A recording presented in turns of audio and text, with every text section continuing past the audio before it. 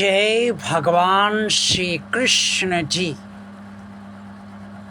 भगवान और आप चैनल के अत्यंत प्रिय श्रद्धालु भक्तों,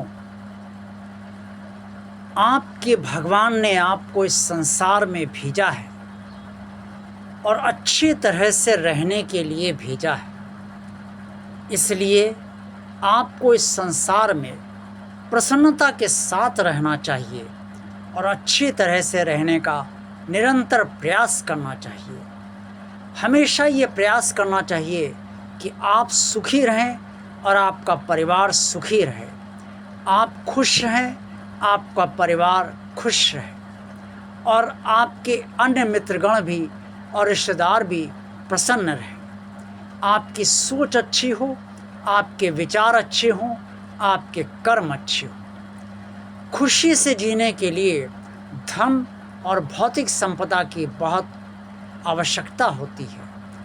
धन की कमी नहीं होनी चाहिए और भौतिक संपदाएं की कमी भी नहीं होनी चाहिए। बहुत ज़्यादा भौतिक संपदाएं ना हो या बहुत अधिक धन ना हो, फिर भी इतना धन तो होना ही चाहिए जीवन में जिससे कि आपको और आपके परिवार को या आप जिसके लिए भी करना चाहें उसके लिए कोई कष्ट ना हो, और बचत भी आपके पास इतनी हो जिससे आप और अपने परिवार पर जब भी कोई किसी तरह की कोई समस्या धन से संबंधित या संकट आता है तो उसका निदान आप अपने बलबूते पर कर सकें, अपने लिए भी और अपने परिवार के लिए भी। भौतिक सुख साधन भी आपके पास पर्याप्त होने चाहिए। बहुत विलासितापूर्ण जीवन भले ही ना हो, लेकिन मध्यम जीवन तो कम से कम होना ही चाहिए ताकि आपको भौतिक सुख साधनों के अभाव में जीवन कष्टकारक न लगे। इन सब के लिए आपको निरंतर प्रयास होना चाहिए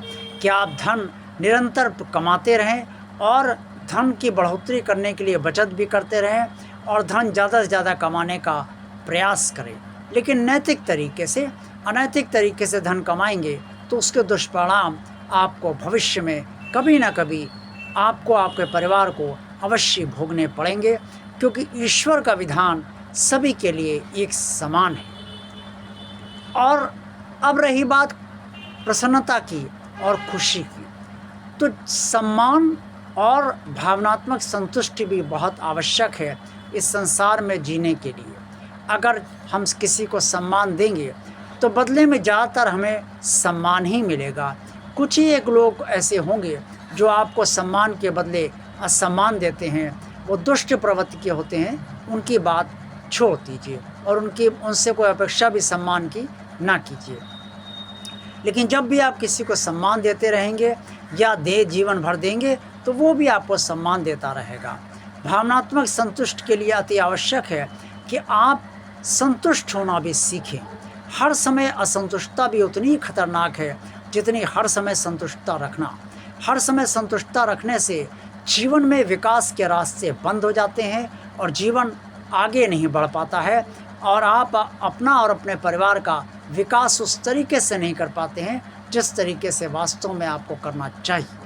लेकिन हर समय असंतुष्टता रखने से भी आपके अंदर ऐसे मनोविकार उत्पन्न हो जाते हैं जो आपको भावनात्मक असंतुष्टता देते हैं, आपके अंदर गलत विचार पैदा करते हैं और गलत सोच देकर आपको आध्यात्म के क्षेत्र में भी और व्यवहारिक जीवन में भी दूसरों की नज़रों में नीचे गिरा देते हैं। इसलिए हमेशा शुद्ध विचार रखिए, अच्छे कर्म कीजिए, नैतिक तरीके से धन कमाइए, नैतिक तरीके से भौतिक संपदाओं को जुटाइए और भौतिक अभावों को दूर कीजिए और परिवार और अपना और अन्य सबका भला सोचिए।